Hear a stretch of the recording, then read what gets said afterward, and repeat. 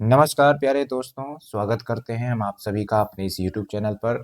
आज के इस वीडियो में हम पॉलिटी के नेक्स्ट लेक्चर को कंटिन्यू करने वाले हैं। हमने 2 पार्ट कंप्लीट किया है, आज हमारा तीसरा पार्ट होने वाला है।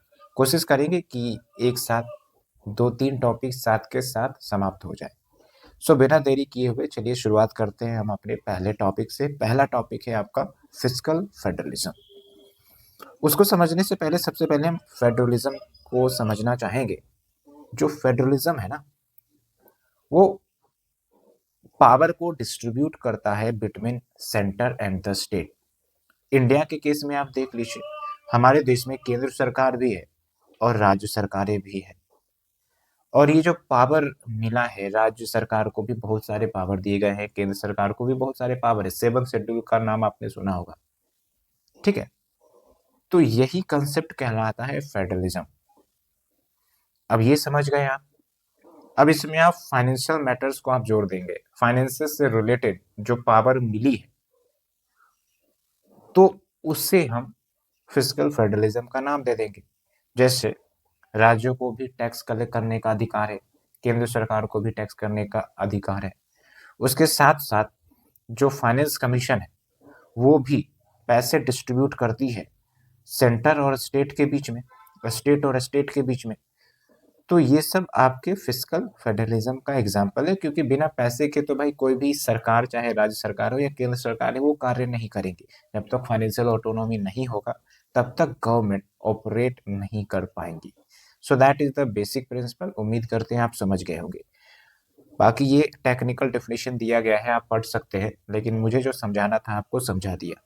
अब एक क्वेश्चन जो पूछा जा सकता है कि कौन कौन से कॉन्स्टिट्यूशनल प्रोविजन है, हमारे संविधान में क्या प्रोविजन है जो फिस्कल फेडरलिज्म को डायरेक्टली या इनडायरेक्टली इंडिकेट करता है। तो एक तो है आपका 7th शेड्यूल, जो कि सब्जेक्ट्स को डिमार्केट किया गया है between centre, state, residuary subject भी है और कनकरेंट लिस्ट भी है, ठीक है। और इसी के अंतर्गत कौन से गवर्नमेंट को क्या टैक्स लगाने का पावर है वो भी दिया गया है। जैसे आर्टिकल 246, ये आपका डिवीजन ऑफ सब्जेक्ट की बात करता है, इस आर्टिकल को भी याद रखेंगे। उसके बाद है आपका डिस्ट्रीब्यूशन ऑफ रेवेन्यू, जो इनकम आता है तो कैसे डिस्ट्रीब्यूट होती है। तो एक तो ये है कि सेंटर टैक्स लगाता है और सेंटर टैक्स कलेक्ट करता है, लेकिन जो भी कलेक्ट होकर पैसे एकुमुलेट हुए हैं ना, वो राज्य सरकार के पास चली जाती है। ये आर्टिकल 269 में मेंशन है। अब क्या कुछ ऐसा टैक्स का नाम आप बता सकते हैं जो इस पॉइंट को सब्सटेंशिएट करता है? थोड़ा रिकॉल करिए आप। दूसरा है आपका inter state trade and commerce, यानी कि एक राज्य और दूसरे राज्य के बीच जो व्यापार होता है तो रेवेन्यू भी जनरेट होती है। ये आपका आर्टिकल 269 ए में है। और इस इंटर ट्रेड कॉमर्स से जो पैसे आएंगे वो कैसे डिस्ट्रीब्यूट होगा सेंटर और स्टेट के बीच में, वो जीएसटी काउंसिल के रिकमेंडेशन पर आधारित होता है। जब से जीएसटी का कंसेप्ट आया है, तब से आप देखेंगे कि जो प्रोडक्ट डेस्टिनेशन स्टेट में जा रहा है तो उसको तो पैसा मिलेगा ही, प्लस सेंटर को भी पैसा मिलेगा। डेस्टिनेशन बेस्ड टैक्स इसलिए तो जीएसटी को कहते हैं, ठीक है। उसके बाद देखिए, फाइनेंस कमीशन वो रिकमेंडेशन करती है, टैक्स डिवोल्यूशन करती है between the centre and the state. बाकी कुछ कुछ ऐसे टैक्स है जो सेंटर ही लगाता है और सेंटर कलेक्ट करता है, ओके, और फाइनेंस कमीशन उसे डिस्ट्रीब्यूट करती है। अब बात करें अगर डिवोल्यूशन की, जो फाइनेंस कमीशन पैसे को डिस्ट्रीब्यूट करता है, ये फाइनेंस कमीशन क्या है, हमने ऑलरेडी ओनली आई इसके लेक्चर सीरीज में आपको बताया है, लेकिन फिर भी मैं आपको बता दूंगा आगे कि एक प्रॉपर पैरामीटर के आधार पर ये निश्चय किया जाता है फाइनेंस कमीशन के द्वारा कि भाई कितने पैसे स्टेट को जाने चाहिए और केंद्र के पास रहने चाहिए, और दूसरी बात ये कि स्टेट और स्टेट को कितने पैसे जाने चाहिए। तो फॉर्मूला के आधार पर निर्धारित होता है। फिलहाल तो अभी 15th फाइनेंस कमीशन ऑपरेट हो रहा है, तो इसने अपना जो रिकमेंडेशन दिया है वही लागू हो रहा है। तो एक तो है वर्टिकल डिवोल्यूशन, जहां पर जो स्टेट का शेयर है वो डिस्ट्रीब्यूट होता है between centre and the state, तो अभी फिलहाल टोटल स्टेट को कुल मिलाकर 41% जाता है, ठीक है, 15 फाइनेंस कमीशन के आधार पर। दूसरा है आपको हॉरिजेंटल डिस्ट्रीब्यूशन, कि भाई चलो ठीक है, सेंटर और स्टेट में गया पैसा, लेकिन अब स्टेट से स्टेट पे भी तो जाएगा, तो स्टेट टू स्टेट में जो पैसे जाएंगे वो हॉरिजेंटल डिस्ट्रीब्यूशन के आधार पर होते हैं, लेकिन कौन से ग्राउंड पर, कौन से राज्य को ज़्यादा पैसा मिलेगा, किस राज्य को कम पैसा मिलेगा, तो उसके लिए क्राइटेरिया है जो 15 फाइनेंस कमीशन ने निर्धारित कर रखी है, और इस क्राइटेरिया को यूपीएससी ने अपने प्रीलिम्स में भी पूछा है। तो सबसे बड़ा वेटेज दिया गया है आपका इनकम डिस्टेंस को, 45% है। परसेंटेज नहीं याद रखना है, क्रोनोलॉजी याद रखना है, किसको सबसे ज़्यादा वेटेज किया गया है और सबसे कम किसको। तो इनकम डिस्टेंस पहले नंबर पर है। फिर देखिए एरिया और पॉपुलेशन दोनों को 15-15% है, इक्वल वेटेज है, और यहाँ पर पॉपुलेशन 2011 का लिया गया है। उसके बाद डेमोग्राफिक परफॉर्मेंस है, then we have the forest and ecology, उसके बाद टैक्स एंड फिजिकल एफर्ट्स कि कौन से राज्य टैक्स रिफॉर्म्स कर रहे हैं, कौन से राज्य जो है बड़े बड़े नए इनिशिएटिव ले रहे हैं ताकि टैक्स कलेक्शन बढ़ जाए, तो उसका भी वेटेज दिया गया है। ओके, उसके बाद देखिए एक फाइनेंस का तरीका ये भी है, grant in aid. Central government grants भी प्रोवाइड करती है बहुत सारे स्टेट को एज पर द आर्टिकल 275। तो एक तो डिस्क्रिशनरी ग्रांट भी होता है, ठीक है, मतलब मन मर्जी से ग्रांट देना, कोई कॉन्स्टिट्यूशनल ऑब्लिगेशन नहीं है। बाकी अगर हम बात करें बोरोइंग से भी पैसे केंद्र सरकार या राज्य गवर्नमेंट ले सकती है, मांग सकती है, तो केंद्र सरकार की बात करें तो आर्टिकल 292 है, ठीक है, चाहे वो देश हो चाहे देश के बाहर हो, पैसे मांग सकती है। जबकि आर्टिकल 293 की बात करें तो स्टेट गवर्नमेंट भी पैसे मांग सकती है, but with in India itself, not abroad, क्योंकि एब्रोड से पैसे मांगने की परमिशन राज्य सरकार को नहीं है, ठीक है। और इसमें भी एक इम्पॉर्टेंट फैक्टर ये है कि अगर राज्य सरकार ने पहले से ही केंद्र सरकार से लोन ले रखा है तो फर्दर बोरोइंग नहीं कर सकती, फर्दर वो लोन के रूप में पैसे नहीं मांग सकती इंडिया में, चाहे वो केंद्र सरकार हो चाहे वो कोई प्राइवेट इंस्टीट्यूशन या बैंक्स हो, without prior consent of the union government. तो you should keep this fact. And फिर आप देखिए फाइनेंस कमीशन जिसके बारे में मैंने आपको बताया, आर्टिकल 280 के तहत इसको कंस्टिट्यूट किया जाता है, कॉन्स्टिट्यूशनल बॉडी है, और ये sharing of resources revenue between the centre and the state करती है, ठीक है। तो ये पूरा फैक्ट्स मैंने डिस्कस किया, और बहुत सारे क्वेश्चन इस पर बन सकते हैं, इसलिए मैंने थोड़ा कंसेप्ट के साथ भी आपको समझाया फिस्कल फेडरलिज्म क्या होता है, और फाइनेंस कमीशन किस तरीके से डिवोल्व करती है पैसे को, और केंद्र सरकार कौन कौन से टैक्स लगा सकती हैं, कलेक्ट करती हैं। उसी प्रकार से आप हमें रिकॉल करके बताइए आर्टिकल 269A क्या है एंड आर्टिकल 246 क्या है, थोड़ा सा रिकॉल करेंगे तो चीज़ें याद रहेंगी। सो आफ्टर कवरिंग दिस, एक टास्क जो मैं आपको दे रहा हूँ वो ये है कि जो स्टेट रेवेन्यू जाती है, स्टेट गवर्नमेंट के पास जो पैसे आते हैं बहुत सारे तरीके से आ सकती हैं, टैक्स से पैसे आ सकते हैं, नॉन टैक्स रेवेन्यू से पैसे आ सकते हैं, ठीक है। बाकी ग्रांट भी यूनियन गवर्नमेंट के द्वारा दिया जाता है, तो उससे भी पैसे आ सकते। तो आपको बताना है कि नॉन टैक्स रेवेन्यू में क्या क्या आते हैं। वैसे लिखा हुआ है, एक बार इसे जरूर पढ़ेंगे क्योंकि क्वेश्चन डायरेक्टली पूछा जा सकता है, which of the following revenue sources is classified as non tax revenue sources या फिर टैक्स रेवेन्यू सोर्सेज। तो दोनों में से एक को भी याद रख ले तब भी काम चलेगा, लेकिन फ्रॉम माई ओपिनियन आप दोनों याद रखें, जैसे डिविडेंड्स है, प्रॉफिट्स हैं from the public sector enterprises, तो ये सब आपके नॉन टैक्स रेवेन्यू है। ओके, तो फर्स्ट आर्टिकल आपका क्लियर हो गया। Now moving to the second article, special category status. उम्मीद करते हैं कि पहला आपको अच्छे से समझ में आ गया होगा। दूसरा है आपका स्पेशल कैटेगरी स्टेटस। देखिए अब हमारे देश में बहुत सारे राज्य हैं, ठीक है, 28 स्टेट है ना। अब हर राज्य की physical condition, economic condition same नहीं है। कहीं पर आप देखेंगे इकोनॉमिक बैकवर्डनेस ज़्यादा है, इंफ्रास्ट्रक्चर बैकवर्डनेस ज़्यादा है, पॉपुलेशन डेंसिटी कम है, ज्योग्राफिकल बैकवर्डनेस है, तो वो रेवेन्यू ज़्यादा जनरेट नहीं कर पाती हैं।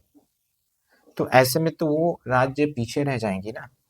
तो इसीलिए स्पेशल कैटेगरी स्टेटस का प्रोविजन किया गया था, संविधान में नहीं, बाद में केंद्र सरकार के द्वारा फाइनेंशियल कमीशन के रिकमेंडेशन के आधार पर कि भाई इन राज्यों को मदद किया जाए। तो मदद करने के लिए कैटेगराइजेशन कर दिया गया स्पेशल कैटेगरी स्टेटस, ताकि हम पहचान कर सकें इन राज्यों की, और इन राज्यों को एक्स्ट्रा असिस्टेंट केंद्र सरकार के तरफ से based on finance commission recommendation दिया जा सके। तो वही है आपका कंसेप्ट स्पेशल कैटेगरी स्टेटस। तो ध्यान देने वाली बात यह है कि ये कॉन्स्टिट्यूशन में कहीं पर भी प्रोविजन नहीं है स्पेशल कैटेगरी स्टेटस का, ठीक है। And it is a classification given by the centre, ताकि उन राज्यों को हम मदद कर सके that face the geographical and socio economic disadvantage. पहली बार 1969 में इसे इंट्रोड्यूस किया गया था, और ये पॉइंट अच्छे से याद रखना है, फिफ्थ फाइनेंस कमीशन के रिकमेंडेशन के आधार पर। बाकी इसके अंतर्गत होता क्या है, पैसे मिलते हैं राज्यों को based on Gadgil Mukherjee formula. लेकिन खास बात यह है कि अब ये जो स्पेशल कैटेगरी स्टेटस वाला चीज है वो खत्म हो चुका है। 14th फाइनेंस कमीशन ने रिकमेंडेशन किया था कि SCS को हटा दो, तो ये हट गया है, SCS सीजेस टू एग्जिस्ट, ठीक है। तो अब आप पूछेंगे कि सर फिर इनको पैसे की जरूरत पड़ती होगी एक्स्ट्रा, तो फिर कहाँ से पैसे आता है। तो एक है आपका सब ग्रुप ऑफ चीफ मिनिस्टर, ठीक है, ये रिकमेंडेशन करती है कि हाँ भाई इस राज्य को पैसे की जरूरत है, तो पैसे एक्स्ट्रा देने चाहिए, ग्रांट देने चाहिए। तो इस तरीके से कार्य होता है, ओके। एंड बात करें अगर क्राइटेरिया क्या है फॉर स्पेशल कैटेगरी स्टेटस, तो है आपका हिली एंड डिफिकल्ट टेरेन, जो पहले हुआ करता था। दूसरा है लो पॉपुलेशन डेंसिटी। तीसरा है स्ट्रेटेजिक लोकेशन। चौथा है इंफ्रास्ट्रक्चरल बैकवर्डनेस। और पांचवा है आपका non viable nature of state finance, यानी कि पैसे उतना ज्यादा जनरेट नहीं कर पाती हैं राज्य सरकारें, ठीक है। तो ये पूरा आपको याद रखना है। बाकी अगर हम बात करें स्पेशल पैकेज की, एक कंसेप्ट है, ये स्पेशल पैकेज और कुछ नहीं बल्कि फाइनेंशियल असिस्टेंस कुछ राज्य मांग कर रहे हैं तो उसे दिया जाता है। जैसे आप देखिए, chief minister of Bihar and Andhra Pradesh has demanded a special financial package for their respective state, ठीक है। तो it's like support provided to the state जो कहीं ना कहीं ज्योग्राफिकल या सोशियो इकोनॉमिक चैलेंजेस फेस कर रही है, तो उनको पैसे की जरूरत है भाई, डेवलपमेंट करना है, इंफ्रास्ट्रक्चर बनाना है, एजुकेशन के लिए खर्च करना है, हेल्थ के लिए खर्च करना है, तो इसीलिए स्पेशल पैकेज की मांग की जाती है। लेकिन ध्यान रखना है कि कोई जरूरी नहीं कि राज्य ने अगर मांग किया है तो केंद्र सरकार उसे दे ही देगा। That's why it is purely discretionary, ठीक है। तो that is one point. And grant के रूप में भी मदद किया जा सकता है for the special package, like article 282 मैंने आपको बताया, additional grant under article 282 which falls under miscellaneous financial provision। बस आपको आर्टिकल 282 और ग्रांट याद रखना है ना, discretionary grant.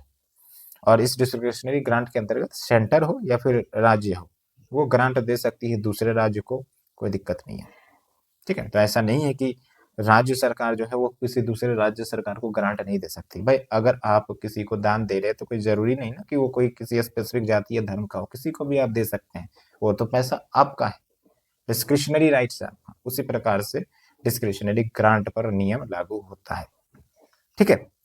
Now after covering this second topic we are moving to the third topic, sixth schedule वाला टॉपिक है, ठीक है।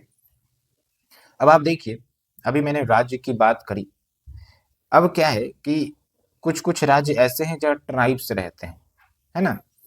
तो उन ट्राइब्स को प्रोटेक्शन देना, ऑटोनॉमी देना ये जरूरी है, अदरवाइज उनके cultural rights, traditional rights end हो जाएंगे। तो इसीलिए संविधान में सिक्स्थ शेड्यूल या फिर फिफ्थ शेड्यूल जैसे कंसेप्ट इंट्रोड्यूस किए गए हैं। तो क्या है सिक्स्थ शेड्यूल, आप देखिए, इसके अंतर्गत गवर्नर को इंपावर किया गया है कि वो ऑटोनोमस डिस्ट्रिक्ट काउंसिल क्रिएट कर सकते हैं, ऑटोनोमस रीजनल काउंसिल क्रिएट कर सकते हैं सिक्स्थ शेड्यूल एरिया में, जो क्रिएटेड भी है। और यहाँ पर ये जो काउंसिल्स हैं एक्चुअली क्या करते हैं, इंडिपेंडेंट डिसीजन मेकिंग करते हैं अपने सब्जेक्ट डोमेन में, लाइक फॉरेस्ट मैनेजमेंट करना हो, एग्रीकल्चर से रिलेटेड कुछ अपना प्रोविजंस बनाना हो, इनहेरिटेंस, प्रॉपर्टी, मैरिज से रिलेटेड नियम कानून बनाना, तो वो सब इनके डोमेन में आ जाते हैं, क्योंकि भाई कल्चरल राइट्स को प्रोटेक्ट करना है ट्राइबल्स के, तो इनको ऑटोनॉमी दी जाती है। अब इसके अंतर्गत दो चीज आते हैं, एक तो है ADC which is autonomous district council. इसमें 3 सदस्य होते हैं, 30 मेंबर्स, जिसमें 26 इलेक्ट होते हैं और 4 जो है नॉमिनेटेड होते हैं। फिलहाल 10 सच ADCs मौजूद है 4 राज्यों में। और वो 4 राज्य कौन है ये भी आप देखिए, MMTA से याद रखेंगे, ठीक है, ममता। तो एक तो है आपका मणिपुर, मेघालय, मणिपुर नहीं है, मिजोरम है, मेघालय है, असम है, त्रिपुरा है, ये 4 है। एक बार मैं कंफ्यूज हो रहा हूँ, एक बार आप वेरीफाई कर लेंगे, ठीक है। वैसे लिखा होगा मेरे ख्याल से कहीं पर, दिया तो नहीं गया है, लेकिन मेरे ख्याल से मिजोरम, मणिपुर, मेघालय, मिजोरम, मणिपुर, त्रिपुरा और असम, यही होने चाहिए, ठीक है। फिर दूसरा है आपका ARC, यानी कि ऑटोनॉमस रीजनल काउंसिल। तो ये क्या है ना, कि जो ऑटोनॉमस डिस्ट्रिक्ट की बात करी, तो उस ऑटोनॉमस डिस्ट्रिक्ट में हो सकता है मल्टीपल ट्राइब्स रहते होंगे, है ना, मल्टीपल ट्राइब्स रहते होंगे। तो भाई उसमें से जो स्पेसिफिक ट्राइब है ना, उसको गवर्न करने के लिए ARC बना दिया जाता है। जैसे ARC यहाँ पर हो गए एक ट्राइब के लिए, दूसरे के लिए भी ARC हो सकता है। तो ये है आपका covers specific tribe within a region of an autonomous district. और बहुत सारे पावर इसे दिए गए हैं लॉ बनाने की, like forest management, agriculture, inheritance, already मैंने बता दिया है। साथ के साथ इन्हें पावर भी है लैंड रेवेन्यू कलेक्ट करना है, टैक्सेस लगाना हो, ट्रेड रेगुलेट करना हो अपने रीजन में, एरिया में, रॉयल्टीज कलेक्ट करना हो फ्रॉम द मिनरल एक्सट्रैक्शन, कि भाई आप मेरे एरिया से मिनरल एक्सट्रैक्ट करेंगे तो रॉयल्टी आप हमें देंगे, ठीक है। कितना रॉयल्टी होता है, कौन सेट करता है, ये थोड़ा सा आप हमें एम लक्ष्मीकांत का बुक खोलकर जरूर बताएं। और अगर आप इसे डिटेल में भी पढ़ना चाहते हैं ना, तो गवर्नर का टॉपिक है और स्पेशल एरिया का एक अलग से ही टॉपिक है एम लक्ष्मीकांत पे, तो वहां जाकर आप पढ़े, वहां पर और डिटेल से दिया गया है। ये तो करंट अफेयर्स है, तो सारा फैक्ट तो दिया नहीं जाएगा, सारा चैप्टर तो यहाँ पढ़ नहीं सकते, इसीलिए। फिर देखिए डिफरेंस क्या है between 5th schedule and 6th schedule. तो एडमिनिस्ट्रेटिव बॉडी, जो आपका 5th शेड्यूल है, 5th शेड्यूल में आपके 10 राज्य आ जाते हैं, 10 राज्य के एरिया आ जाते हैं, ये भी ट्राइबल एरियाज को ही गवर्न करते हैं, ठीक है। Certain schedule areas declared by the president in any state of India, 10 state है अभी इंक्लूडेड, ठीक है। उसके बाद कौन एडमिनिस्टर करता है, ट्राइबल एडवाइजरी काउंसिल्स होते हैं। ये tribal advisory council state legislative assembly ही क्रिएट करता है, और इसमें जो मेंबर्स होते हैं वही जो ट्राइबल MLA होते हैं, मतलब शेड्यूल ट्राइब के एरिया से जो चुनकर आए हैं SLA में, लेजिस्लेटिव असेंबली में, वो मेंबर्स होते हैं। लिमिटेड पावर होता है इनके पास। और पेशा एक्ट है ना, पंचायती राज एक्सटेंशन एक्ट 1996, ये एप्लीकेबल है। जबकि 6th शेड्यूल वाले में क्या है, मैंने आपको बता ही दिया डिटेल से, देखिए यहाँ पर नाम दिया गया है, असम, मेघालय, त्रिपुरा, मिजोरम, ठीक है। मैंने सही बोला था आपको, मणिपुर शायद बोला था, मणिपुर नहीं है, मेघालय है, ठीक। उसके बाद देखिए पेशा एक्ट एप्लीकेबल नहीं है, तो that we have covered the second third topic. अब हम चौथे टॉपिक की तरफ जा रहे हैं, फॉर्मेशन ऑफ न्यू स्टेट, नए राज्य कैसे बनते हैं। 2 चीज आती है इसमें, एक तो राज्य कैसे बनते हैं, और दूसरा है आपका कि डिस्ट्रिक्ट कैसे बनता है। तो राज्य को बनाने के लिए संविधान में प्रोविजन दिया गया है, एक है आपका आर्टिकल 3, ठीक है। तो आर्टिकल 3 के अंतर्गत न्यू स्टेट्स बनाए जा सकते हैं। न्यू स्टेट कैसे बन सकता है, जैसे हमारा राज्य है, मतलब हमारा देश है, ठीक है, उसमें बहुत सारे राज्य है, तो एक राज्य का एरिया और दूसरे राज्य का एरिया को मिला दे, तो उससे कुछ एरिया निकाल के राज्य बना सकते हैं। या फिर एक राज्य जो एग्जिस्ट कर रहा है उसको 2 भाग में बांट दे, तो वो भी एक नया राज्य बना देगा, ठीक है। तो न्यू स्टेट क्रिएट करना हो, या फिर नाम चेंज करना हो, या बाउंड्री चेंज करना हो स्टेट की, तो आपका आर्टिकल 3 में बताया गया है। और इसके अंतर्गत जो पावर दी गई है वो पार्लियामेंट को दी गई है, और कानून के माध्यम से चेंज करवाया जा सकता है। कानून लाया जाएगा, पार्लियामेंट में बिल लाया जाएगा, और स्पेशल नहीं, सिंपल मेजोरिटी से पास करवाया जाएगा, ठीक है। ये ध्यान रखना है आपको। लेकिन अगर आपको ये सब कुछ करना है तो प्रेसिडेंट का प्रेयर रिकमेंडेशन लेना जरूरी होगा, और प्रेसिडेंट अपना पहले रिकमेंडेशन देने से पहले वो स्टेट लेजिस्लेचर के पास जाएंगे, स्टेट लेजिस्लेचर से जवाब मांगा जाएगा, कंसल्ट किया जाएगा कि आप क्या चाहते हैं। तो भले ही स्टेट लेजिस्लेचर का राय पॉजिटिव हो या निगेटिव हो, उससे कोई फर्क नहीं पड़ेगा पार्लियामेंट को या केंद्र सरकार को, वो तब भी स्टेट क्रिएट या नाम चेंज कर सकती है, ठीक है। तो आप देखिए, before recommending A bill which affects the area boundary or the name of any state, president should refer this bill to the legislature of that state to express its view within a specified time। बोल दिया जाएगा कि भाई आप 1 महीने में बताओ अपना क्या इंटेंशन है, ठीक है। और ये सब पार्लियामेंट ऑर्डिनरी लेजिस्लेशन, सिंपल जो ऑर्डिनरी बिल है उसको ला कर हाउस में इंट्रोड्यूस कर दोनों हाउस से पास करवा कर प्रोसीड किया जा सकता है, जैसे ऑर्डिनरी बिल हम पास करते हैं, ठीक है। तो it does not require constitutional amendment under article 368, ये ध्यान रखना है, क्योंकि 368 में स्पेशल मेजोरिटी की जरूरत होती है। फिर अगर हम बात करें डिस्ट्रिक्ट का फॉर्मेशन कौन करता है भाई, तो राज्य का फॉर्मेशन बाउंड्री चेंज तो हमने देख लिया। डिस्ट्रिक्ट में जैसे नाम चेंज करना हो, डिस्ट्रिक्ट का एरिया अल्टर करना हो, तो स्टेट गवर्नमेंट के पास पावर है। एंड कैसे कर सकती है, या तो एग्जीक्यूटिव ऑर्डर या फिर लेजिस्लेटिव बिल अपने लेजिस्लेटिव असेंबली में इंट्रोड्यूस करके। सो दैट इज द पॉइंट। बाकी अगर हम बात करें कुछ जुडिशियल डिसीजंस की, तो एक है बैरूबरी यूनियन केस 1960।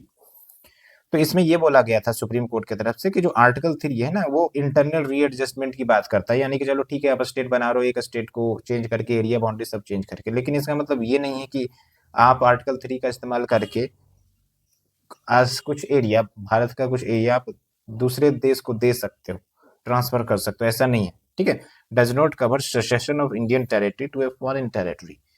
तो इसके लिए क्या करना होगा भाई, तो संवैधानिक संशोधन करना पड़ेगा अगर आपको इंडियन टेरिटरी देना है फॉरेन स्टेट को, कोई फॉरेन कंट्री को, तो संविधान को अमेंड करना पड़ेगा, वो भी आर्टिकल 368 के अंतर्गत।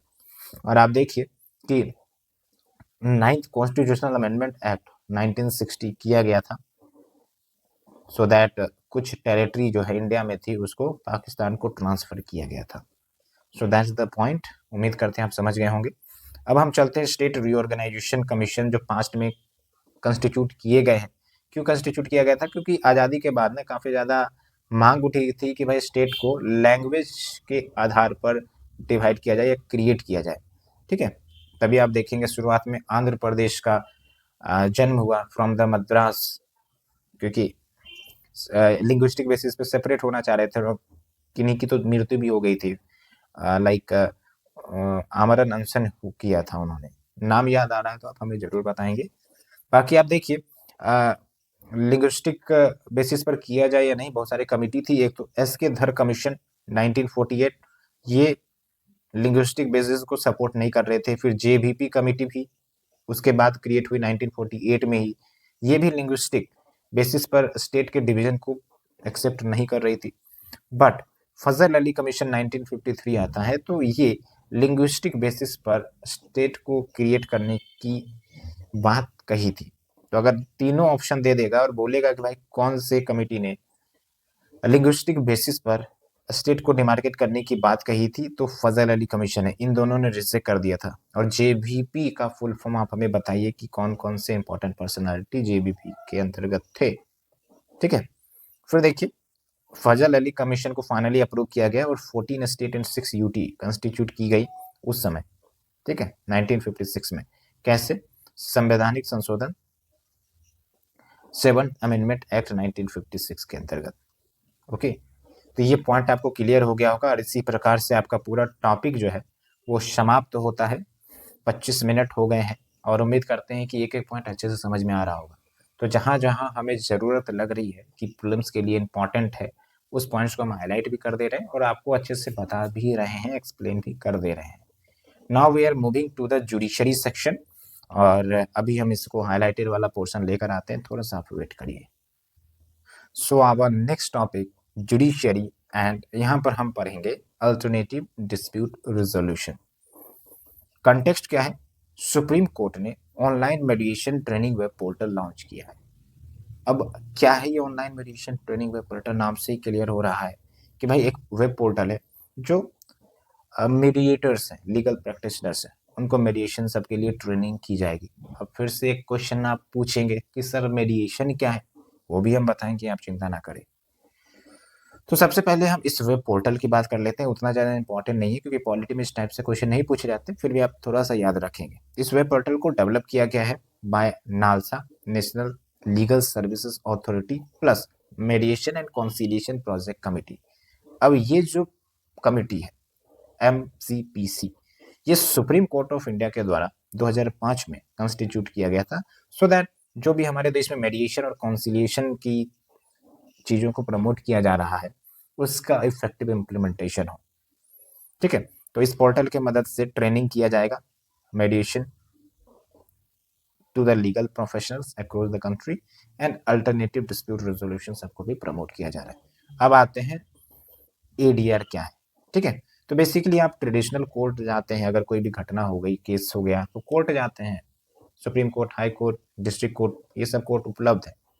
लेकिन आप देखते हैं कि भाई काफी ज्यादा टाइम और पेचीदा मामला हो जाता है, मामले लटके रह जाते हैं सालों दर साल और कोई न्याय नहीं होते हैं, ठीक है, और बस परेशानी ही दिखती है। तो इस ट्रेडिशनल कोर्ट में ना जाकर कोई एक अल्टरनेटिव मैकेनिज्म हो कि भाई कोई मध्यस्थता कराने वाला हो, कोई मीडिएटर हो, या फिर कोई थर्ड पार्टी हो जो न्यूट्रल हो, जो हम दोनों को बैठाकर, डिस्प्यूटेड पार्टीज को बैठाकर सुलह करवा दे, समझौता करवा दे, ठीक है। तो वही है आपका पूरा अल्टरनेटिव डिस्प्यूट रेजोल्यूशन मैकेनिज्म। इसके अंतर्गत बहुत सारी चीजें आती हैं। ओके, तो आप देख सकते हैं डेफिनेशन दिया गया है, मैंने आपको समझा दिया है।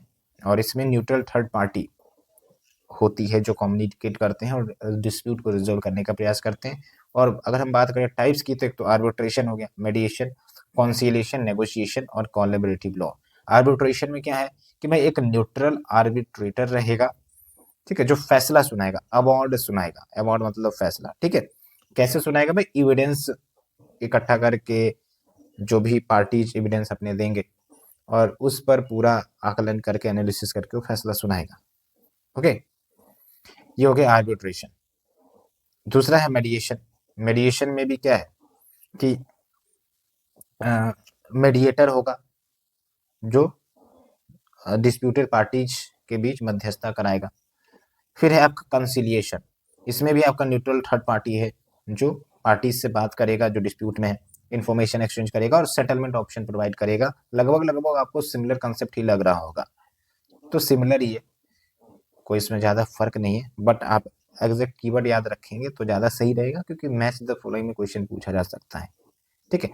जैसे आप नेगोशिएशन में देखिए, तो नेगोशिएशन में क्या है, कोई न्यूट्रल थर्ड पार्टी की जरूरत नहीं है, क्योंकि जो पार्टीज हैं जो डिस्प्यूट में, लाइक हम और कोई और व्यक्ति हो गया, ठीक है, तो डायरेक्टली हम नेगोशिएट कर सकते हैं, भाई थोड़ा सा इस पॉइंट पर तुम झुक जाओ, इस पॉइंट पर हम झुक जाएंगे, बैलेंस हो गया, केस कोर्ट में जाएगा नहीं, है ना। बहुत सारे जमीन के विवाद होते हैं जो नेगोशिएशन से डील हो सकते हैं, लेकिन व्यक्ति को पता नहीं होता है, व्यक्ति ओवर कॉन्फिडेंस हो जाता है, तो वो चले जाते हैं कोर्ट कचहरी के पास। फिर एक कोलैबोरेटिव लॉ। इसमें क्या है, दोनों पार्टी जो है उसको रिप्रेजेंट करते हैं उनके वकील, अटर्नी, और दोनों पार्टी ये भी सुनिश्चित करते हैं कि भाई जो भी फैसला है, हम इस फैसले को कोर्ट में नहीं लेके जाएंगे, है ना। Both party agrees not to litigate, matter को हम लटकाएंगे नहीं, ठीक है। So that is the point. Now existing framework क्या है आर्बिट्रेशन का? तो एक तो डोमेस्टिक लेवल पर हम बात करेंगे, तो we have the arbitration and conciliation act 1996, and इसको बहुत बार अमेंड भी किया गया है, 2021 इसका लेटेस्ट अमेंडमेंट है। और इसके अंतर्गत क्या है, एक बात याद रखिएगा, अनकंडीशनल स्टे किया जा सकता है enforcement of the arbitral award that has been given by the arbitrator. Okay, unconditional stay या रोक लगाया जा सकता है फैसले पर। क्यों? कभी कभी आर्बिट्रर भी तो फ्रॉड कर सकता है, करप्ट हो सकता है, किसी पार्टी से मिला हो सकता है, तो इसलिए स्टे लगाया जा सकता है। बाकी इंडियन काउंसिल ऑफ आर्बिट्रेशन है, which is a society registered under society registration act 1860। Global level पर बात करें तो we have the international court of arbitration 1923 में स्टैब्लिश हुआ by the international chamber of commerce. फिर देखिए एक है परमानेंट कोर्ट ऑफ आर्बिट्रेशन, जो convention for pacific settlement of international dispute, इसके अंतर्गत सेटअप हुआ 1899 में, अभी फिलहाल हैग स्विट्जरलैंड में लोकेटेड है, and India is the party, ये याद रखिएगा, इस पर क्वेश्चन आता है, ठीक है। बाकी यूनिसेट्रल मॉडल लॉ है, don't to go deeper in this. So we have completed this. उम्मीद करते हैं आपको एक एक पॉइंट अच्छे से समझ में आ रही होगी। Now we are moving to the mediation act 2023। अभी हमने पूरा मेडिएशन, आर्बिट्रेशन, कंसिलिएशन पर ही चर्चा किया है, अब मेडिएशन को हम डिटेल से चर्चा करेंगे। तो ये एक्ट नाम से पता चल रहा है किस लिए, तो ADR, alternative dispute reduction mechanism को प्रमोट करने के लिए लाया गया होगा, ठीक है। और इसमें मेडिएशन को डिफाइन किया गया है। इसमें मेडिएशन, प्री लिटिगेशन मतलब समझ रहे हैं, कोर्ट में मामला जाने से पहले हम मेडिएशन का रास्ता अपना ले, एडीआर का रास्ता अपना ले, यही होता है प्री लिटिगेशन स्टेज। ऑनलाइन मेडिएशन की भी सुविधा दी गई है। कम्युनिटी मेडिएशन, कम्युनिटी मतलब ग्रुप ऑफ मेंबर्स सब मिलकर सुलह कर सकते हैं, ठीक है। कम्युनिटी का मतलब ये होता है ग्रुप, ओके।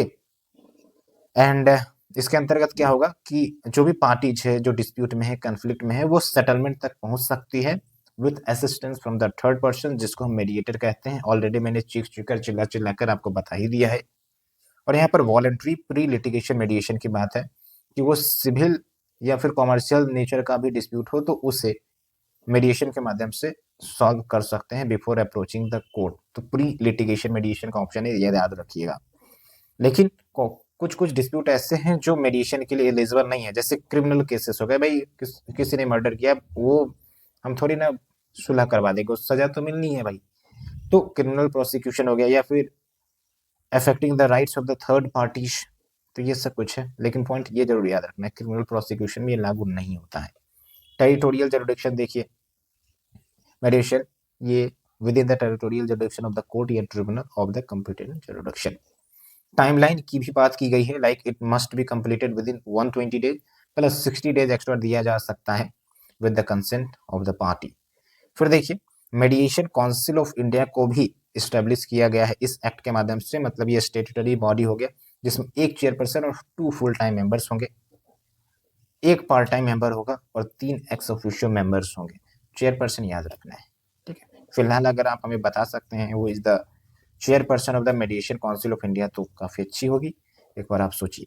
बाकी इन्फोर्सिबिलिटी की बात करें तो जो भी डिसीजन आएगा इसके अंतर्गत वो बाइंडिंग होगा और इन्फोर्सेबल होगा। थोड़ा सोच के देखिए, अगर बाइंडिंग इन्फोर्सेबल नहीं होगा तो भाई इसको लाने से क्या फायदा। पता चला कि भाई एग्रीमेंट हुआ, दूसरा पार्टी नाराज हो गया, नहीं माना, तो फिर से तो कोर्ट कचहरी में ही जाएंगे, तो और डिले हो गया ना मामला, ठीक है, न्याय भी डिले हो गया। तो इसीलिए बाकी जुडिशियल रिव्यू पॉसिबल है, ये ध्यान रखना है, जुडिशियल रिव्यू इज पॉसिबल। भाई सुप्रीम कोर्ट समेत अप्रोच कर ही सकता है व्यक्ति, ठीक है। अब डेज दिए गए हैं और भी बहुत सारे फैक्टर्स पर चैलेंज किया जा सकता है कोर्ट में, तो उतनी डिटेल पूछती नहीं है प्रीलिम्स में। अगर आप मेंस में लिख रहे हैं तब भले ही आपका ये सेपरेट टॉपिक बन जाता है। That's why we didn't explain elaborately one to one provision, जो जरूरी भी नहीं है। जहां जहां जरूरी है ऑलरेडी मैं आपको बता दे रहा हूँ। फिर देखिए, अगर हम बात करें लोक अदालत की, अगला टॉपिक है हमारा। अब शायद छोटा छोटा टॉपिक ही है तो it will be completed in a hurry. तो लोक अदालत नाम से पता चल रहा है, इसको हम पीपल्स कोर्ट कहते हैं। कंटेक्स्ट क्या है, सुप्रीम कोर्ट ने स्पेशल लोक अदालत ऑर्गेनाइज किया on the 75th year of its establishment. किस लिए होता है लोक अदालत? डिस्प्यूट सेटलमेंट के लिए। ये भी एक आपका एडीआर का अच्छा ऑप्शन है, अल्टरनेटिव डिस्प्यूट रिड्यूसल मैकेनिज्म का, ठीक है। तो ये ध्यान रखना है आपको। और जैसे छोटे छोटे कुछ सिविल केसेस हैं, है ना, डाइवोर्स वाला हो गया, मैरिज वाला हो गया, तो वो लोक अदालत में सुना जा सकता है। तो ऐसे में क्या है ना कि जो पेंडेंसी ऑफ केसेस है सुप्रीम कोर्ट, हाई कोर्ट सब में, वो थोड़ा कम हो सकती है अगर यहाँ पर ही फैसला हो जाए तो, ठीक है। हालांकि ये जो लोक अदालत है इसको स्टेट्यूटरी रिकॉग्निशन मिला हुआ है under the legal service authority act 1987। Okay, 2002 में इस एक्ट को अमेंड करके इसको परमानेंट लोक अदालत में कन्वर्ट कर दिया गया, so that public utility services के केस हैं वो सब हियर किया जा सके, सुना जा सके। और ये जो लोक अदालत है प्रिंसिपल ऑफ नेचुरल जस्टिस पर काम करती है। जो नेचुरल जस्टिस के प्रिंसिपल होते हैं, क्या आपको याद है वो कौन कौन से प्रिंसिपल है? उस पर काम होते हैं। बाकी अगर हम बात करें पावर्स की, तो they are not bound by the code of civil procedure 1908 and Bharatiya Sakshya अधिनियम 2023। ये ध्यान रखना है, ऐसे बहुत सारे कुछ आपको सुनने को मिलते हैं। और सिविल कोर्ट का पावर है इनके पास, जो डिसीजन होगा फाइनल एंड बाइंडिंग होगा। और ये ध्यान रखना है, जो यूपीएससी ने भी अपने पीवाईक्यू में पूछा है कि लोक अदालत का जो फैसला आ गया वो आ गया, no appeal can be made against its decision. जी हाँ, ये ध्यान रखना है अच्छे से। कौन कौन से केसेस रेफर किए जा सकते हैं लोक अदालत में? एक तो कोई भी केस जो पेंडिंग है बिफोर एनी कोर्ट, ठीक है, एंड एनी डिस्प्यूट जो कोर्ट के पास नहीं लाया गया है बट उसको कोर्ट में लाया जा सकता है। तो दोनों चीजें ये ध्यान रखना है, जो कोर्ट में केस पेंडिंग है ना, तो वहां से भी उठा के लोक अदालत उसकी सुनवाई कर सकती है। पार्टीज को एग्री होना पड़ेगा, सहमत होना पड़ेगा तब। और दूसरा क्या है कि कोर्ट में केस नहीं गया है तो हम लोक अदालत में ही पहुंच जाए पहले, वो भी है। अब ये समझिए कि केसेस तो चलो ठीक है, नेचर ऑफ केसेस क्या है? Matrimonial dispute, property dispute, motor accident claims, land acquisition. अब ऐसा नहीं कि भाई सारे केस जो है ये लोक अदालत सुन सकती है, उतना भी पावर नहीं है लोक अदालत के पास, ठीक है। ये ध्यान रखना, मोस्टली सिविल केसेस पर इनका कंट्रोल रहता है।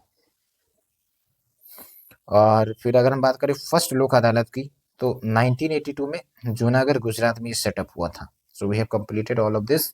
Now we are moving to the next one, free legal add.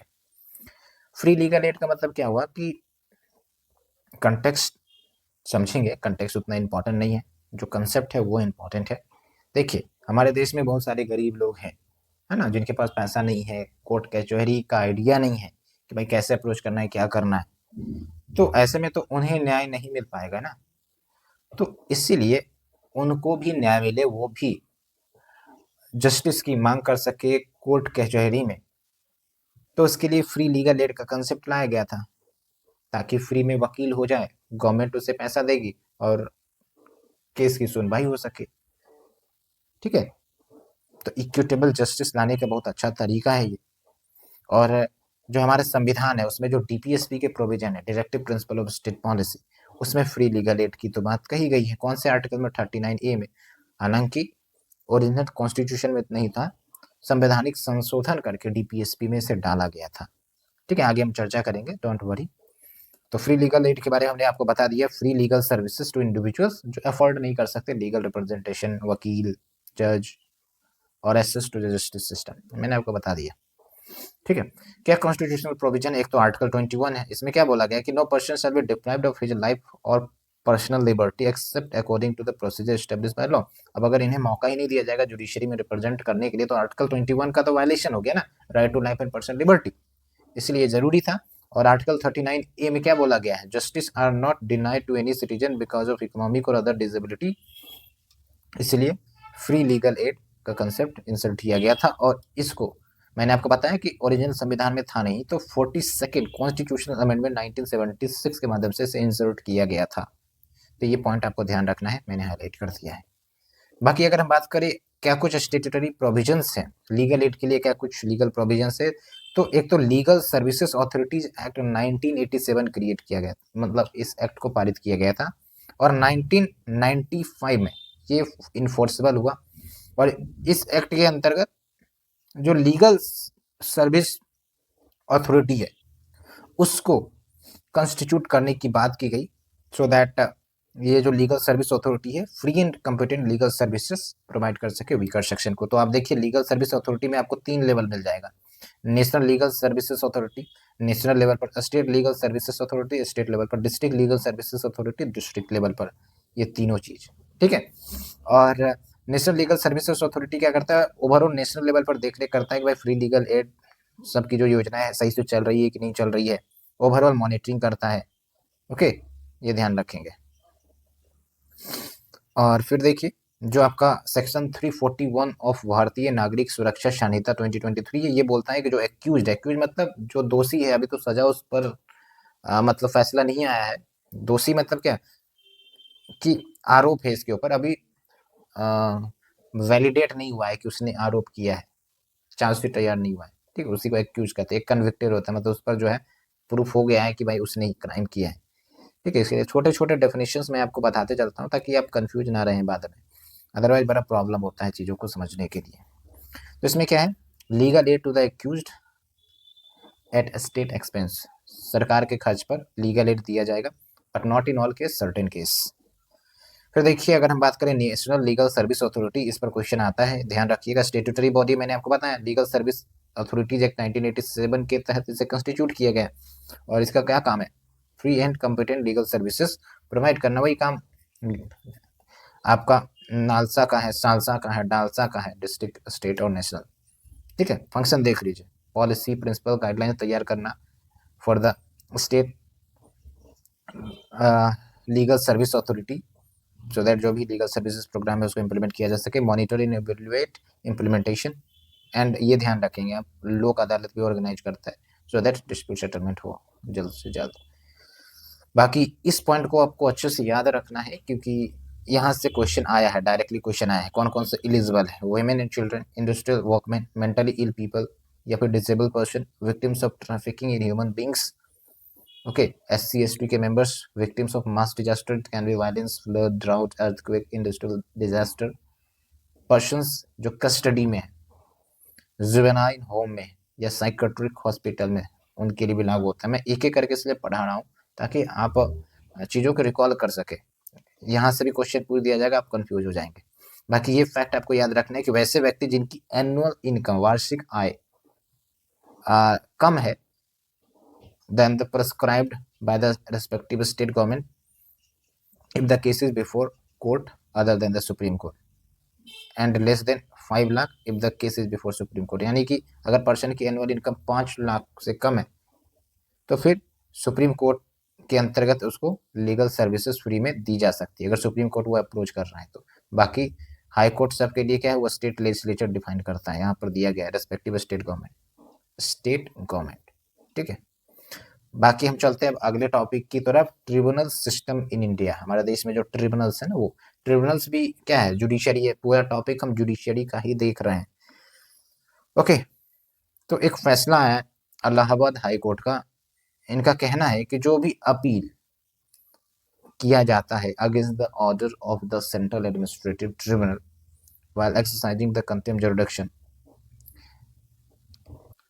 Lies before supreme court only, not to the high court. ठीक है, ये ध्यान रखिए। तो उसके बाद से आपका पूरा ट्रिब्यूनल सिस्टम का टॉपिक यहाँ खुल जाता है। तो ये जो ट्रिब्यूनल है ना, ये भी कौन सी जुडिशियल बॉडी है, फैसला सुनाता है, निर्णय देता है। ऑब्जेक्टिव क्या है, नाम से ही पता चल रहा है, ये भी जो ट्रेडिशनल जुडिशरी है उसके केस लोड को कम कर सकता है, क्योंकि केसेस अगर यहाँ पर रेफर होंगे तो फिर जो ट्रेडिशनल कोर्ट्स है, सुप्रीम कोर्ट, हाई कोर्ट, तो वहाँ पर कम केस हो जाएगा अगर व्यक्ति फैसले को मान लेता है तब।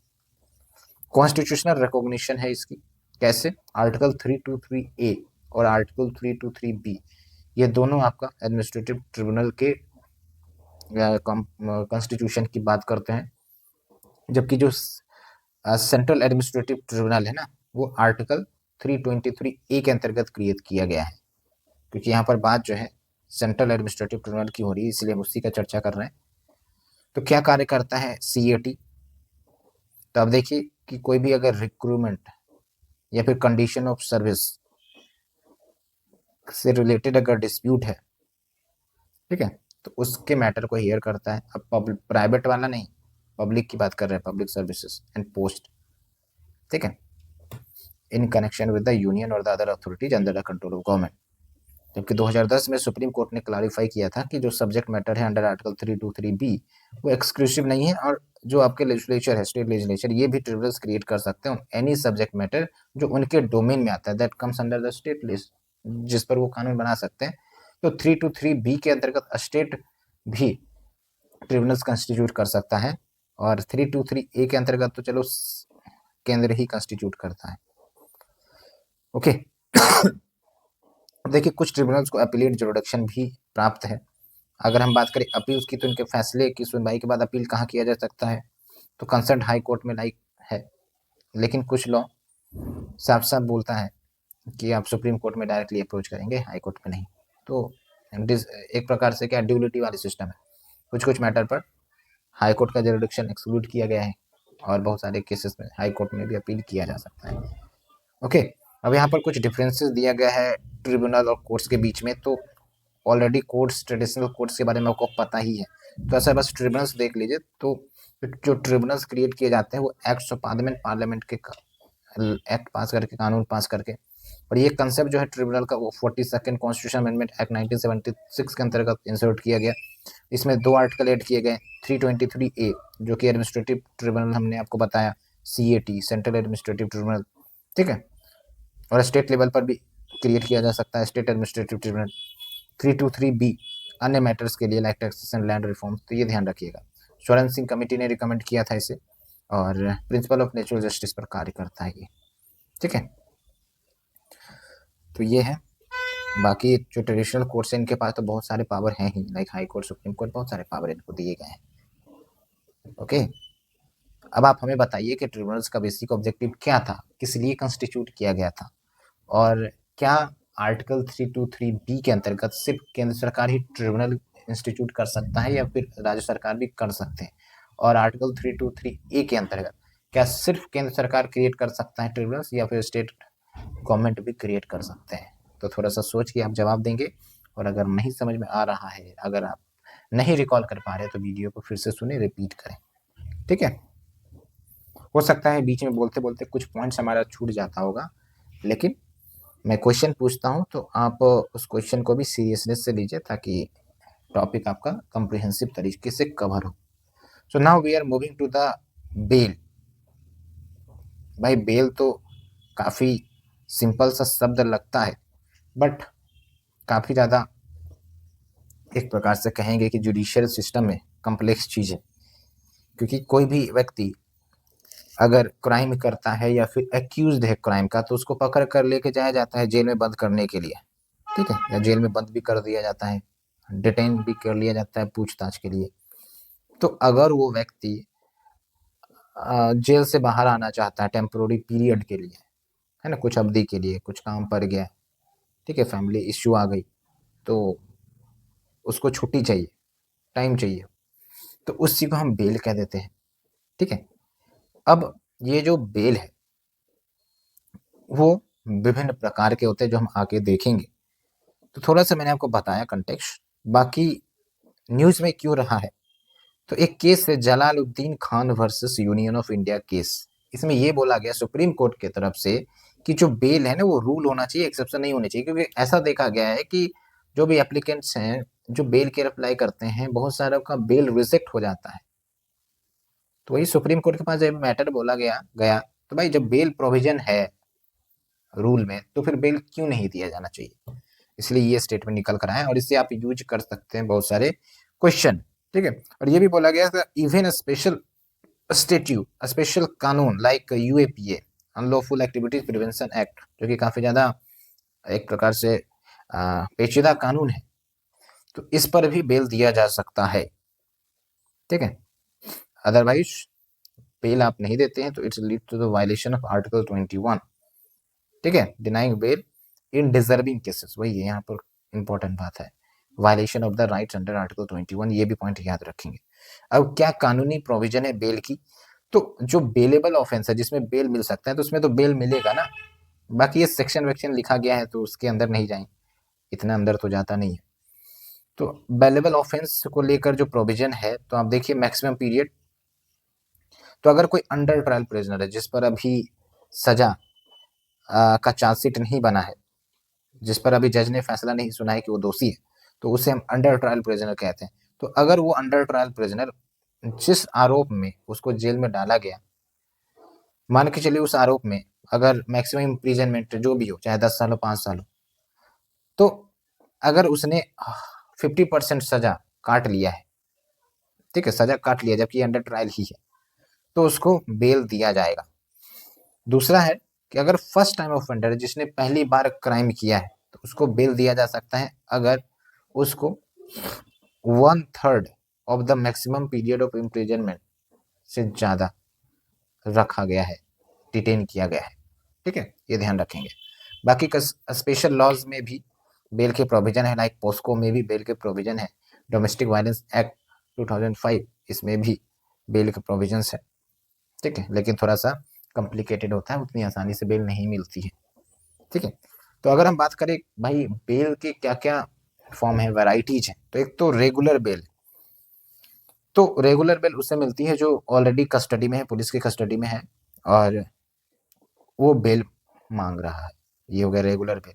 एंटीसिपेटरी बेल क्या होता है, एंटीसिपेटरी बेल उसे कहते हैं जब व्यक्ति को लग रहा है कि भाई हमें अरेस्ट कर लिया जाएगा तो उससे पहले हम एंटीसिपेटरी बेल के लिए अप्लाई कर देते हैं, क्योंकि एंटीसिपेटरी मतलब क्या, एंटीसिपेशन मतलब अनुमान लगाना कि भाई हमें अरेस्ट कर लेगा, ठीक है। तो it's like precautionary bail which is granted before arrest for a non bailable offence.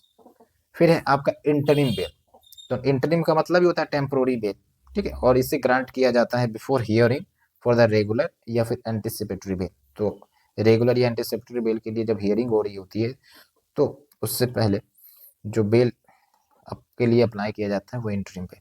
फिर है डिफॉल्ट बेल। डिफॉल्ट बेल मतलब आप ये समझिए कि जिस भी व्यक्ति को अरेस्ट किया गया था पूछताछ सबके लिए, तो एक टाइम पीरियड होता है भाई हम 2 महीने के लिए लेट्स से उसको डिटेन कर रहे हैं पूछताछ के लिए, अब 2 महीने के भीतर भीतर कुछ भी साबित नहीं कर सका, कुछ भी सबूत इकट्ठा नहीं कर सका, तो टाइम ओवर हो गया, तो ऐसे में इसको डिफॉल्ट बेल मिल जाएगा, ठीक है। बाकी मेजर्स क्या लिए गए हैं बेल को प्रमोट करने के लिए, एक है प्लिया बार्गेनिंग। प्लिया बार्गेनिंग क्या होता है भाई, तो आप समझिए कि जब किसी व्यक्ति को अरेस्ट किया गया तो उसका पूरा सबूत इकट्ठा किया जाएगा कि वो आरोपी है कि नहीं है। तो ऐसे में जो आरोपी है उसको ऑप्शन दे दिया जाता है अथॉरिटीज की तरफ से कि आप अगर हमें एविडेंस बताएंगे, ठीक है, आपने जो क्राइम किया है उसके बारे में बताएंगे, तो फिर हम आपके टर्म को, सजा को कम करवा सकते हैं। यही कंसेप्ट है प्ले बार्गेनिंग का, ठीक है। तो it enables pre trial negotiation between defendant and prosecution. और भारतीय न्याय संहिता के सेक्शन 290 में प्ले बार्गेनिंग को टाइम बाउंड बना दिया गया है ना, within time frame, and 30 दिन के भीतर भीतर from the date of framing of charge plea bargaining जो है का एप्लीकेशन किया जा सकता है। बट ऐसा नहीं कि सारे ऑफेंस में ये लागू होता है। तो only applies to the offence punishable by up to 7 years of imprisonment, ठीक है। बाकी एक रिलेटेड न्यूज है वो ये कि आपने SC and ST prevention of atrocities act 1989 का नाम जरूर सुना होगा। इसके अंतर्गत क्या होता है कि अगर कोई SC ST पॉपुलेशन को एक प्रकार से अपमान करता है, ठीक है, अपमान करता है तो उसको जेल की सजा हो सकती है ना।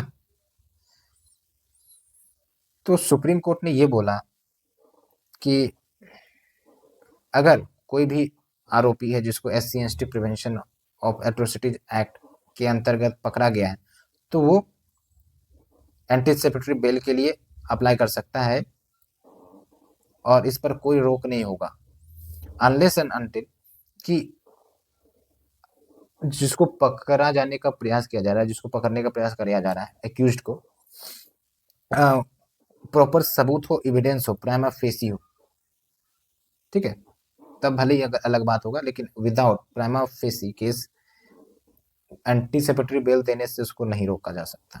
That is the point. तो उम्मीद करते हैं आपको पूरा टॉपिक अच्छे से समझ में आ गया होगा। अब चलते हैं कुछ अन्य इंपॉर्टेंट न्यूज की तरफ। छोटा छोटा है, आई थिंक वो हमने बड़े बड़े न्यूज ही डिस्कस किए थे। बाकी 15-20 मिनट और लगेगा, एक एक करके हम थोड़ा सा कंप्लीट करते हैं। देखिए, ग्राम न्यायालय की बात करते हैं तो सुप्रीम कोर्ट ने कंसर्न चिंता जाहिर की है regarding the feasibility of setting up of the ग्राम न्यायालय, या इसी को हम विलेज कोर्ट भी कहते हैं, मैंडेटेड बाय ग्राम न्यायालय एक्ट 2008। तो कंटेक्स्ट उतना इंपॉर्टेंट तो है नहीं। तो भाई क्या कुछ की फीचर से ग्राम न्यायालय का, तो नाम से पता चल रहा है विलेज कोर्ट, तो भाई विलेज के लेवल पर ये न्याय या जस्टिस प्रोवाइड करने का प्रयास करते हैं, ठीक है। तो जिनको कोर्ट कचहरी में न्याय नहीं मिल पाता है, डिले हो जाता है, तो उनको ये न्याय देते हैं। बाकी स्टेटूटरी बैकिंग की बात करें तो ये ग्राम न्यायालय एक्ट 2008 के अंतर्गत इसको कंस्टिट्यूट किया जाता है। तो ये कॉन्स्टिट्यूशनल बॉडी नहीं है, स्टेटूटरी है तो जुडिशियल बॉडी, ठीक है। और ग्राम न्यायालय कहाँ बैठते हैं, तो जो आपका इंटरमीडिएट पंचायत है, ब्लॉक पंचायत, तो उसका जो हेडक्वार्टर वहीं पर ये ग्राम न्यायालय बैठता है और फिर लोगों का फैसला सुनाता है। स्टेटस की बात करें तो इसको court of judicial magistrate of first class का टैग मिला है और इसको अपॉइंट करता है स्टेट गवर्नमेंट, और स्टेट गवर्नमेंट बेसिकली न्याय अधिकारी को अपॉइंट करती है फॉर ईच ग्राम न्यायालय in consultation with high court. ये इंपॉर्टेंट है क्योंकि भाई जुडिशियल अपॉइंटमेंट हो रहा है ना, तो हाई कोर्ट का कंसल्टेशन होना जरूरी है। बाकी ये मोबाइल कोर्ट है, सिविल और क्रिमिनल केस दोनों ये हेयर कर सकता है, लेकिन ऐसा नहीं कि क्रिमिनल केस में बहुत ही हैवी केस भी ये सुन लेगा, ऐसा कुछ नहीं है। पेटी क्रिमिनल केसेस, पेटी डिस्प्यूट्स, छोटे मोटे डिस्प्यूट सुन सकती है। और मोबाइल कोर्ट का मतलब ये होता है कि भाई कहीं कहीं पर भी जाके ये ग्राम न्यायालय बैठ सकती है, ठीक है। तो एक होता है ना भाई लोगों को जाना पड़ेगा, न्यायालय खुद आपके घर के पास आएगी, ये आपका मोबाइल कोर्ट। बाकी डिस्प्यूट प्रोसेस क्या है, तो कॉन्सिलिएशन, मध्यस्थता करवा के बिटवीन द पार्टीज, भला का फुसला कर तो नहीं बोलेंगे, लेकिन वैलिड पॉइंट्स देकर, आर्गुमेंट देकर मीडिएटेड भी होता है, तो सुलह करवाएगा। प्रिंसिपल ऑफ नेचुरल जस्टिस पर ये ऑपरेट करता है। कोई जरूरी नहीं कि इंडियन एविडेंस एक्ट 1872 के आधार पर चले एविडेंस पूरा एकदम, ठीक है। बाकी Indian evidence act 1872 has replace the भारतीय साक्ष्य अधिनियम। अपील कहाँ किया जाएगा, तो क्रिमिनल केस है, यहाँ पर देखिए डिस्ट्रिक्ट कोर्ट में आपको भी पता है, एक तो सेशन कोर्ट होता है और एक डिस्ट्रिक्ट कोर्ट होता है। डिस्ट्रिक्ट कोर्ट जो है वो आपका सिविल केसेस के मैटर के लिए होता है और जो सेशन कोर्ट है वो आपका क्रिमिनल केसेस के लिए होता है। तो अगर क्रिमिनल केस है तो वो सेशन कोर्ट के पास चला जाएगा, सिविल केस है तो डिस्ट्रिक्ट कोर्ट के पास चला जाएगा, ठीक है। और अगर अपील फाइल कर दी गई है तो 6 महीने के भीतर भीतर डिस्पोज करना होगा, ये भी दिया गया, टाइम लिमिट भी है। So that's the point. Now we are moving to the next one, contempt of court. Contempt of court नाम से क्लियर हो रहा है, कोर्ट की अवहेलना करना, कोर्ट के आदेश को ना मानना, उसी को हम कंटेम्प्ट ऑफ कोर्ट कहते हैं। ठीक है, तो न्यूज में क्या है, तो झारखंड गवर्नमेंट ने कंटेम्प्ट पिटीशन फाइल किया है सेंटर के खिलाफ, alleging that there was a delay in the appointment of the chief justice of the high court. तो ये इनडायरेक्टली सेइंग कि it's like contempt of the court, क्योंकि डिले हो रहा है। ठीक है, तो यहीं से आपका कंटेम्प्ट ऑफ कोर्ट का पूरा टॉपिक चर्चा में आ जाता है। तो ध्यान ये रखना है कि कंटेम्प्ट ऑफ कोर्ट जो है वो संविधान में डिफाइन नहीं किया गया है, डिफाइन आपका किया गया है कंटेम्प्ट ऑफ कोर्ट एक्ट 1971 के अंतर्गत।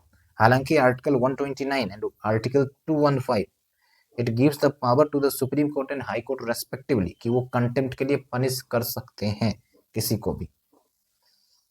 अब ये जो कंटेम्प्ट है ये दो प्रकार के हो सकते हैं, एक तो सिविल कंटेम्प्ट हो सकता है, इसके अंतर्गत क्या है कि भाई जानबूझकर कोर्ट के जजमेंट को ना मानना, ऑर्डर को ना मानना, डायरेक्शन, रिट, इन सबको ना मानना, विलफुल डिसोबीडियंस से नाम याद रखेंगे।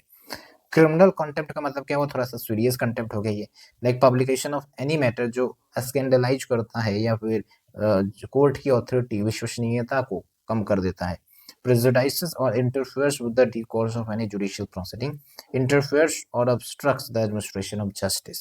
ये आपको ध्यान रखना है क्योंकि ये पूछा जाता है, इसलिए मैंने आपको बताया है। Now we are moving to the next one, mercy petition. तो जो मर्सी पिटीशन है वो प्रेसिडेंट के पास फाइल की जाती है ताकि प्रेसिडेंट जो है जो कन्विक्टेड पर्सन है उसकी सजा को माफ कर दे। ठीक है, आर्टिकल 72 के अंतर्गत प्रेसिडेंट को इम्पावर है। तो कंटेक्स्ट यही है कि जो लश्कर तैयबा टेररिस्ट था, ठीक है, उसने मर्सी पिटीशन फाइल करी थी प्रेसिडेंट के पास क्योंकि उसको पहले से ही डेथ सेंटेंस मिला हुआ था, तो डेथ सेंटेंस को माफ करवाने के लिए ये आपका मर्सी पिटीशन फाइल की गई प्रेसिडेंट के पास। तो प्रेसिडेंट ने इसे रिजेक्ट कर दिया। ठीक है, तो क्या कुछ कॉन्स्टिट्यूशनल प्रोविजन है, आप देखिए आर्टिकल 72, तो ये पावर देता है प्रेसिडेंट को कि वो पार्डन, रिप्राइव, रेस्पाइट, सस्पेंड या रेमिट या कम्यूट कर सकती है जो भी सेंटेंस या सजा मिला है किसी व्यक्ति को who has been convicted of any offence where the sentence और the order has been given by the court martial for an offence against any law relating to the powers of the union and a sentence of death. Death sentence के मामले में तो mercy petition सिर्फ और सिर्फ president के ही पास है, governor के पास है ही नहीं ये चीज। ठीक है, so we have covered all of this. और आपको हमें बताना है कि पार्डन का मतलब क्या होता है, reprieve, respite, suspend, remit, commute, ये सब का मतलब क्या होता है, थोड़ा सा सोच के आप हमें बताइए और ये प्रीलिम्स से पूछा जा सकता है। फिर एक क्यूरेटिव पिटीशन, क्या है भाई क्यूरेटिव पिटीशन? देखिए इसको हम आसान भाषा में आपको बताते हैं। मान के चलिए कि सुप्रीम कोर्ट ने एक फैसला सुनाया, ठीक है, अब फैसला तो सुना दिया, पता चला कि भाई जिसको फैसला सुनाया गया वो सहमत नहीं हुआ, उसको लगता है कि भाई नहीं ऑर्डर सही नहीं आया, एक बार फिर से सुप्रीम कोर्ट को इस मैटर पर अच्छे से कम्प्रिहेंसिव तरीके से फैसला सुनाना चाहिए, है ना। तो वो क्या करेगा, रिव्यू पिटीशन फाइल कर देगा आर्टिकल 137 के अंतर्गत। ठीक है, लेकिन अगर तब भी सुप्रीम कोर्ट ने रिजेक्ट कर दिया, ठीक है, फैसला सेम रहा, कुछ चेंज नहीं हुआ, तब अगर फिर से सुप्रीम कोर्ट में फाइल करना है कि भाई एक बार फिर से आप देख लीजिए सुप्रीम कोर्ट, तो ऐसे में क्यूरेटिव पिटीशन फाइल किया जाता है। It's like second review petition, that is the simple meaning. ठीक है, and it is the last constitutional remedy available to a person which review petition has been dismissed by the supreme court. और ये जो curative petition की बात है वो Rupa Ashok Hurra versus Ashok Hurra case से निकल कर आती है, हालांकि याद नहीं रखना है आपको। ठीक है, तो ये क्यूरेटिव पावर, ये क्यूरेटिव पिटीशन की जो बात है वो कहाँ से निकल कर आती है, तो आर्टिकल 142 जहाँ पर सुप्रीम कोर्ट के पास पावर है to do the complete justice, जैसे अयोध्या पर फैसला देना था सुप्रीम कोर्ट को, तो आर्टिकल 142 के सहारे ही फैसला दिया गया। और कौन कौन से मैटर पर क्यूरेटिव पिटीशन फाइल किया जा सकता है, तो ये कुछ दिए गए हैं बट उतना ज़्यादा इंपॉर्टेंट नहीं है, मैंने हाईलाइट कर दिया है, एक बार आप पढ़ लेंगे, दैट्स इनफ। क्यूरेटिव पिटीशन को ही जानना सबसे ज़्यादा इंपॉर्टेंट था, रिव्यू पिटीशन को जानना इंपॉर्टेंट था, इसलिए मैंने आपको बताया। ये आर्टिकल भी याद रखेंगे, आर्टिकल 137 भी याद रखेंगे। फिर है फास्ट ट्रैक कोर्ट, नाम से क्लियर हो रहा है, फास्ट ट्रैक कोर्ट क्या है, स्पेशल कोर्ट होते हैं जो कंस्टिट्यूट किए जाते हैं for a specific purpose, so that जो भी केसेस इनके पास आए काफ़ी तेज़ी से इसको डिसॉल्व कर सके, केस को सुन सके और फैसला दे सके। यही आपका फास्ट ट्रैक कोर्ट। तो थोड़ा-सा हम देखते हैं, ये जो है आपका सेंट्रली स्पॉन्सर्ड स्कीम के अंतर्गत आता है, which was launched in 2019 and was extended to 2026। Centre fund देती है फास्ट ट्रैक कोर्ट्स के लिए, स्पेसिफिकली अगर कोई रेप केसेस को हैंडल करने की बात हो, as well as those related to the POCSO act, ठीक है। तो फास्ट ट्रैक कोर्ट इनकी सुनता है, फास्ट ट्रैक कोर्ट जो है इन केसेस को सुनता है। इम्प्लीमेंट कौन कर रहा है? Department of justice. बाकी बहुत सारे ऑब्जेक्टिव है, but there is no need to remember. Then we are moving to the zero FIR. FIR का तो नाम आपने सुना है, योगा फ्राई नहीं, एफआईआर, फर्स्ट इंफॉर्मेशन रिपोर्ट, ठीक है। तो जब भी कोई व्यक्ति लेट्स से कि किसी ने चोट पहुंचाई या आहत किया, तो वो पुलिस स्टेशन जाता है एफआईआर दर्ज करवाने के लिए। और कौन से एफआईआर में जाता है जनरली? कि जो उस एरिया में जो क्राइम हुआ है, तो उस एरिया में जो थाना आता है वहां पर जाता है एफआईआर करवाने के लिए, ठीक है। लेकिन लेट्स से कि भाई क्राइम हुआ किसी अन्य राज्य में या अन्य थाना में, और एफआईआर रजिस्टर हो रहा है दूसरे थाना में, ठीक है, तो उससे हम कहते हैं जीरो एफआईआर। तो जीरो एफआईआर का मतलब हुआ FIR that is registered irrespective की कहां पर घटना घटी है, ऑफेंस हुआ है। तो उसके बाद क्या होता है, क्या जिस थाना में रजिस्टर होती किया गया एफआईआर वही इन्वेस्टिगेशन होता है? ऐसा नहीं है। एक बार रजिस्टर हो गई तो ये केस को ट्रांसफर कर देते हैं to the appropriate police station for the investigation, ठीक है। तो जहां पर ट्रांसफर किया गया वहां पर जो फिर से फ्रेश एफआईआर रजिस्टर किया जाता है, ओके, ये ध्यान रखना है।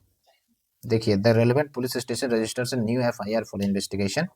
और जीरो एफआईआर का प्रोविजन भारतीय नागरिक सुरक्षा संहिता में भी दिया गया है। और ये कंसेप्ट जस्टिस वर्मा कमेटी के रिकमेंडेशन पर आई आफ्टर द 2012 निर्भया केस जो दिल्ली में हुआ था, and it was like such A shameful act. उसके बाद अगर हम बात करें, दो तीन कंसेप्ट और है, बस दो ही कंसेप्ट है। डॉक्ट्रिन ऑफ कर्वेचर, कंटेक्स्ट उतना इंपॉर्टेंट नहीं है, बस डॉक्ट्रिन ऑफ कर्वेचर देख लेते हैं। It's like a legal doctrine and what does it do? तो basically it places a married women under the cover of her husband, treating them as a single entity, ठीक है। Single entity के रूप में महिलाओं को ट्रीट कर दिया जाता है इस डॉक्ट्रिन के अंतर्गत, यानी कि इनकी जो इंडिपेंडेंट लीगल राइट्स है ना, प्रॉपर्टी राइट जो भी है, वो इंड हो जाती है। It suspend the very being of legal existence of a women after marriage, ठीक है। तो आप देखिए, in theory it seeks to pass her property to the husband, property husband के पास चला जाता है, तो महिलाएं प्रॉपर्टी होल्ड नहीं कर पाती हैं, कॉन्ट्रैक्ट नहीं, जो कॉन्ट्रैक्ट है वो भी एग्जीक्यूट नहीं कर पाएंगी, क्योंकि सब कुछ ऊपर कौन है? हस्बैंड, और उसके कंट्रोल में कौन होगी? Women, okay. Next we have the doctrine of harmonious construction. तो context as such not important, ये डॉक्ट्रिन हम देख लेते हैं कि क्या है भाई ये डॉक्ट्रिन। तो इसका मतलब ये है कि भाई अगर दो लॉ के बीच में कंफ्लिक्ट हो जाता है, ऐसे बहुत केसेस आए हैं जहाँ पर दो लॉ है, चाहे केंद्र का लॉ हो सकता है या फिर स्टेट का लॉ हो सकता है, ठीक है। तो कंफ्लिक्ट में आ गया, तो उसका जो इंटरप्रिटेशन कोर्ट करेगी शुड बी इन ए वे जहां पर स्पिरिट एंड एसेंस दोनों लॉ पे मेंटेन हो, ठीक है। तो कैसे किया जाएगा भाई? तो लॉ को हार्मोनाइज करके, बैलेंस करके। और इसका ओरिजिन जो है वो आपको फर्स्ट अमेंडमेंट जो संविधान में किया गया वहां से निकल कर आता है, in the judgement of Shankari Prasad versus union of India, ठीक है। So that is end of this topic, and हम फिर अगले लेक्चर में जो भी चैप्टर नंबर 6 है, इंपॉर्टेंट लेजिस्लेशन बिल्स, वो सब हम देखेंगे, ठीक है, क्योंकि थोड़ा सा टाइम लगेगा इसमें। So we will covering all of this. तो कैसा लग रहा है आपको हमारा इनिशिएटिव, जरूर बताएं। और कुछ भी अगर चेंजेस हैं या सुझाव हैं आप हमें बता सकते हैं, देयर इज नो इशू, हम आपको ऐसे ही मदद करेंगे, ठीक है। और आपको पीडीएफ चाहिए तो टेलीग्राम चैनल से जरूर जुड़िए, एंड लाइक शेयर सब्सक्राइब जरूर करते रहें। Thank you friends, thank you very much.